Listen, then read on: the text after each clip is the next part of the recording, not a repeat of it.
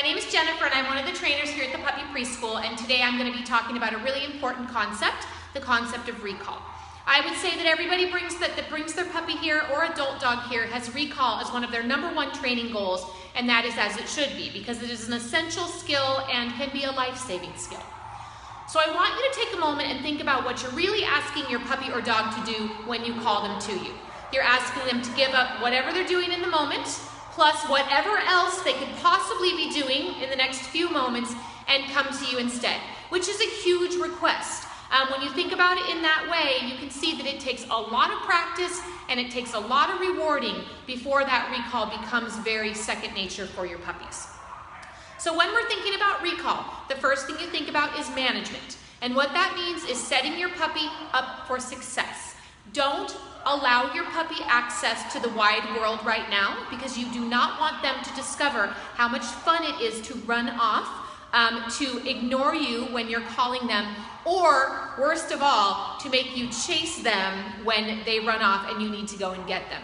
So you need to be keeping your puppy confined right now, either in a realistic small area where they cannot get themselves into trouble, or on some sort of leash, or if you want them to have a little more freedom, a long line is completely fine.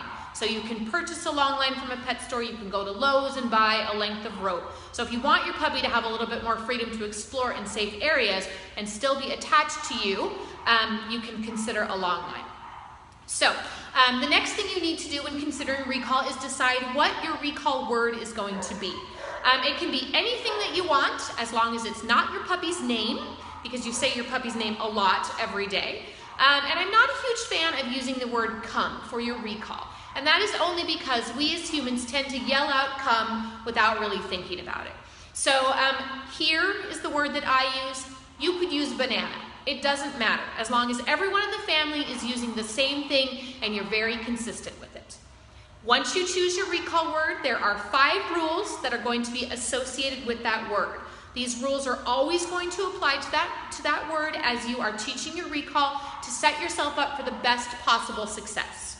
So rule number 1, don't use your word unless you're sure you can make it happen. So if you're going to call your puppy, you want to be 99.9% sure that when you do, they will come into you.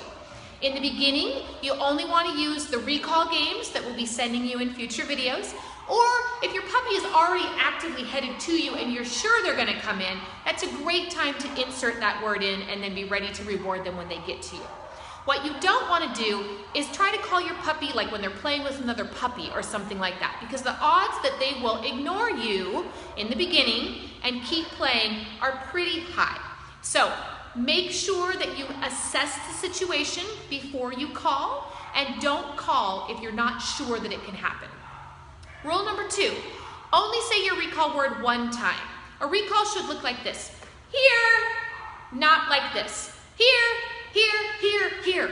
We want the puppies to not learn that the recall word is multiple words repeated, and we don't want them to hear the word and not have it associated with a reward a bunch of times, because that will dilute its significance.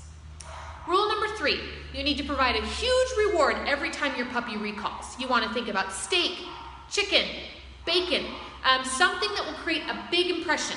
If you call your puppy to you and you don't happen to have treats with you, do something else to make it really fun. Engage in some play, run around in a circle, something like that, so that your puppy gets really rewarded.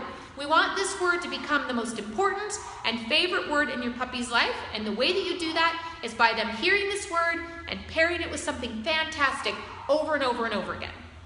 Okay, rule number 4, don't call your puppy for something that's bad.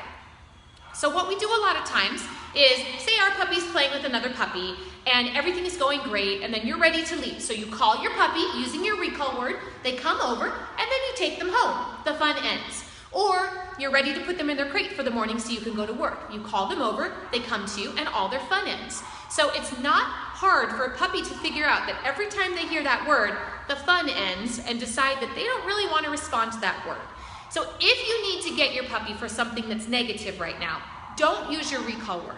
Instead, just go and get them. Rule number 5, if you call them and it doesn't happen, you have to make it happen. So there are things that you can do to try to help a recall happen. So if you call your puppy and they don't respond, you need to get interesting.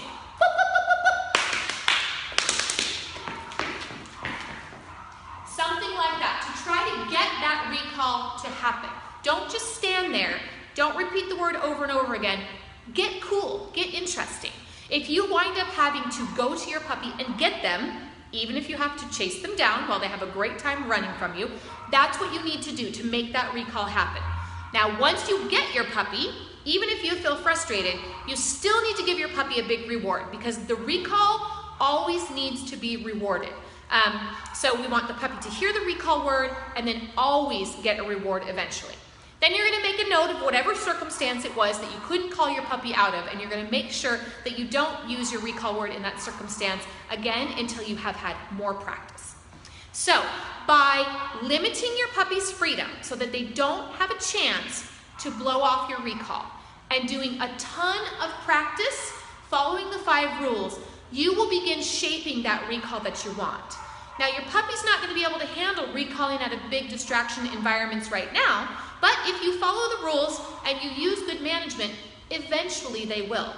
Tons of practice, tons and tons of high-value rewards, and realistic expectations will get you the eventual really great recall that everybody wants.